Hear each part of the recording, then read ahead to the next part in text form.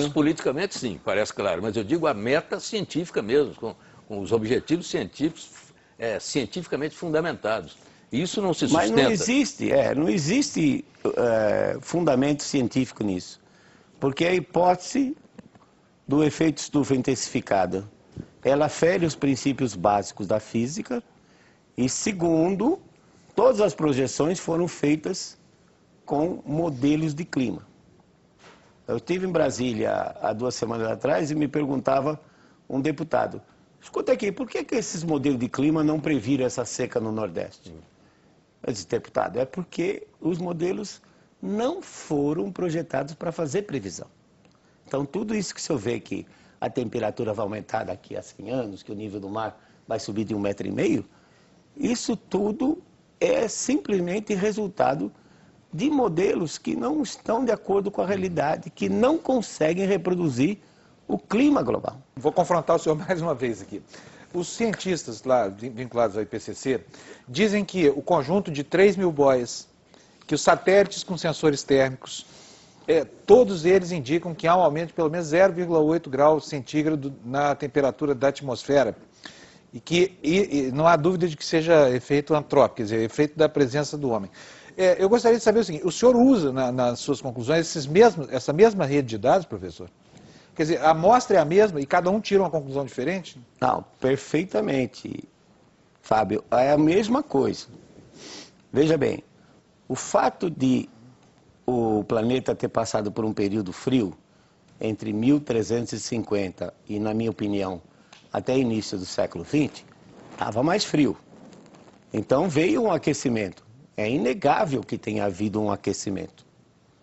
A partir de 1300, então, não de 1850. Não, a partir de 1850 ou até de 1900, na realidade. Quando você olha os dados, você vê, a partir de 1920 é que começou um aquecimento.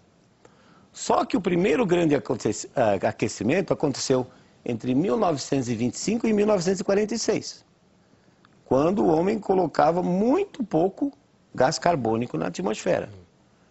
Para você ter uma ideia... Então não era culpa dele, não podia ser. Não podia ser atribuído ao homem. Mas ele declinou.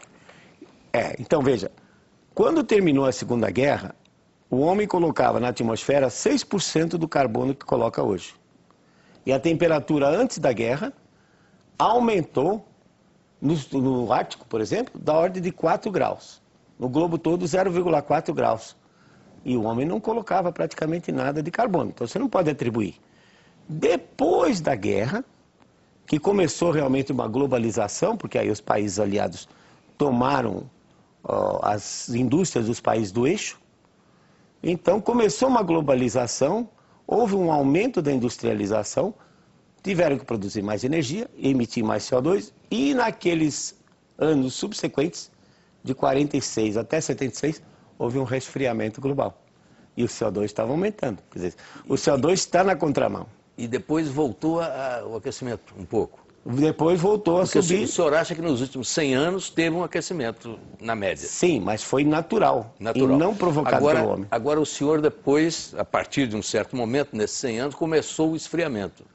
O senhor chega a afirmar que nós já estaríamos iniciando uma era glacial? Mitre, eu acho que nós já estamos numa era glacial. Por quê? Se a gente olhar os registros que temos geológicos do último 1 milhão de anos, nós passamos por 9 glaciações. 9.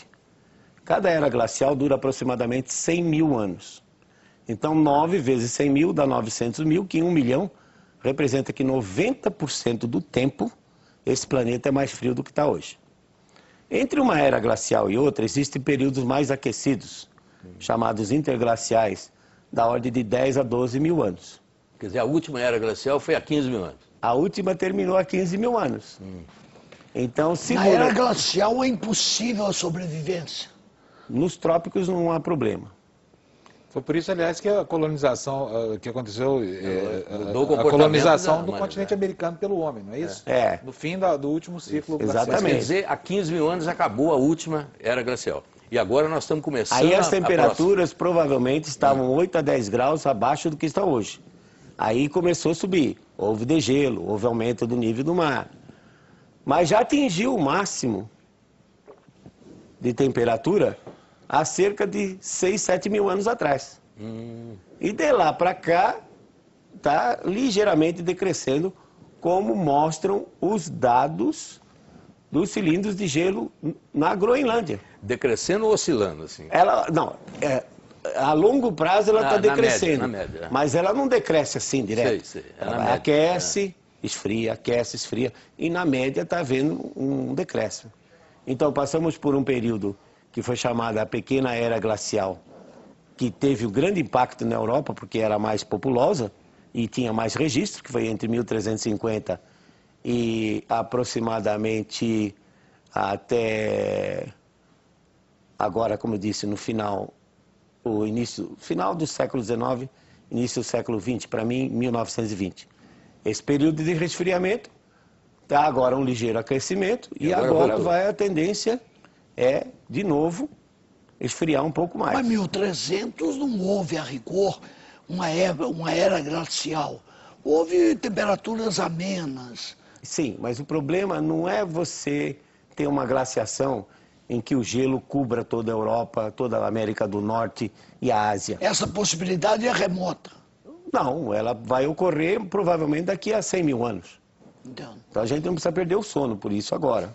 100 mil anos tem bastante tempo à frente. Mas o problema está no seguinte: por que aquele período de pequena era glacial trouxe um problema econômico sério para a Europa, aumentou as pestes, as doenças e tudo mais? Porque a estação de crescimento das plantas encurtou. Solos congelados na primavera, 2, 3 semanas a mais do que devia, que não dá para plantar, e depois geadas já no outono, antes das colheitas. Então isso destruía qualquer sistema. Hoje, claro, o homem pode se livrar usando variedades de ciclo curto. Eu posso plantar um milho de 70 dias e me livrar. Mas antes não tinha essa tecnologia. Antes eles plantavam com as variedades naturais. Então não é que foi cobrir de gelo, mas foram esses invernos mais frios e geadas fora de tempo que trouxeram um problema sério para a agricultura.